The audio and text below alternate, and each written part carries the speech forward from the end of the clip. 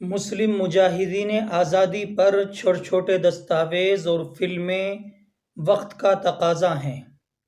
جمعیت علماء ہند کے قومی صدر حضرت مولانا سید محمود اسعد مدنی نے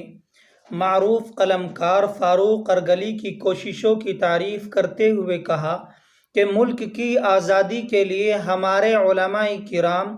اور مسلم مجاہدین آزادی نے بے پناہ قربانیاں دی ہیں، اور بہرحال اس ملک کو آزاد کرانے میں ہمارا اور ہمارے علماء کرام کا، مسلم مجاہدین کا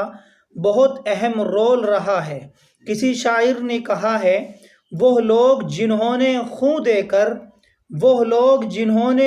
دے کر اس ملک کو زینت بخشی ہے،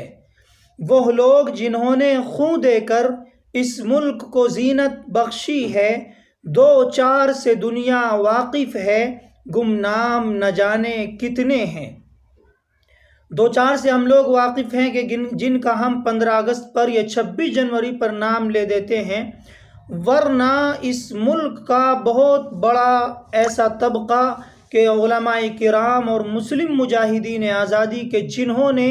اس ملک کو آزاد کرانے میں سب کچھ قربان کر دیا تھا، لیکن بدقسمتی اور سیاست کی ستم ظریفی کی وجہ سے اس شاندار تاریخ کو ذرائع ابلاغ میں جگہ نہیں دی جا رہی ہے۔ یہ حضرت مولانا سید محمود اسعد مدنی کا بیان ہے، اور ہر طرح سے ان قربانیوں کو فراموش کیا جا رہا ہے۔ ہندوستان میری شان کے نام سے پروفیسر اختر الواسع کی نگرانی میں دستاویزی فلموں کی جو سیریز تیار کرنے کی کوشش کی جا رہی ہے،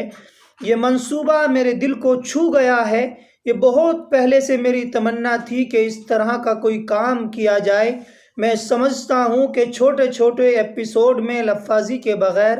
حقائق آسان زبان میں بیان کیے جائیں تاکہ پورے ملک کو متعارف کرایا جا سکے۔ جامعہ ملیہ اسلامیہ کے سابق صدر شعبہ اردو خالد محمود نے اس اہم کام کے لیے 1 لاکھ روپے عطا کرتے ہوئے اپنے عملی اور علمی تعاون کا یقین دلایا ہے۔ دعا کریں اللہ تبارک و تعالی ان کو اس کام میں کامیابی عطا فرمائے اور ترقی عطا فرمائے، اور ہم سب کو، خاص طور سے مسلم نوجوان طبقے کو، علماء کرام کی قربانیاں اور علماء کرام کی جنگ آزادی کی جو تاریخ ہے، مسلمانوں کی جنگ آزادی کی جو تاریخ ہے،